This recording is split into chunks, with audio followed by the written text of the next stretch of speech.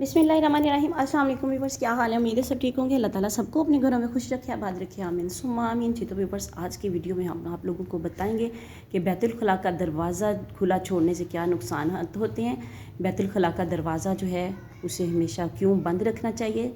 तो आप लोग अपनी मालूमात में इजाफ़े के लिए और अपने घर में खैर व बरकत के लिए इस वीडियो को फुल देखिएगा और कोशिश कीजिएगा कि सदका जारिया समझ के इसको शेयर भी ज़रूर करें ताकि बाकी लोगों का भी भला हो सके। चलिए तो वीडियो स्टार्ट करते हैं। रात को सोने से पहले बैतुल खला को साफ़ और पाक रखने का अहतमाम कीजिए।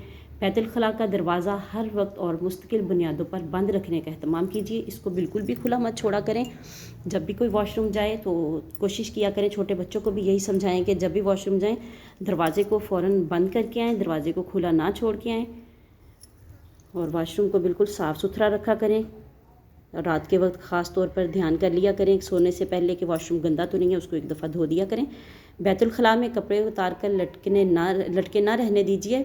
महज एक रात के लिए लटके रहने वाले कपड़ों में जितनी मनफी तवानाई भर जाती है, इसका ख़ात्मा तकरीबन नामुमकिन है, या कम अज़ कम 24 घंटों के लिए धूप में लटकाने से कुछ खलासी मुमकिन हो सकती है। तो कोशिश किया करें कि कपड़े जो हैं उनको वॉशरूम में आप लोग नहाने के बाद ना छोड़ा करें, उन्हें भी साथ ही निकाल लाया करें और वॉशिंग मशीन में या कोई बास्केट वगैरह रख लें घर में अलहदा से, उसके अंदर डाल दिया करें कपड़ों को ताकि वॉशरूम में ना वो रहें। बैतुल खला में कभी भी अतरात ना रखें और ना ही इसमें खुशबू वगैरह रखा करें और खुशबू का इस्तेमाल भी वॉशरूम में जाके ना किया करें। बैतुल खला में जाके रोते हुए हर नौजवान लड़की बाल के को नसीहत है कि वो आइंदा कभी भी बैतुल खला में जाकर ऐसी हरकत या गुफ्तगू ना करे। बैतुल खला में जाके आप लोगों को कभी भी बोलना नहीं चाहिए या वहाँ रोना भी नहीं चाहिए। बैतुल खला में जाकर रोना आपकी तरफ से शैतान को खुली दावत होती है कि आपके जिस्म में दाखिल हो जाएं या आपके जिस्म को पकड़ में ले लें। इसके अलावा भी ऐसा करने से रिज़्क या शादी में देर होती चली जाती है और ज़िंदगी में मुश्किलात बढ़ती हैं, गम और अफसरदगी का एहसास होता है।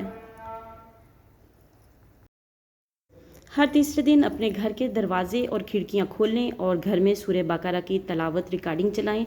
आप में और आपके घर वालों में नफसियाती बेहतरी होगी।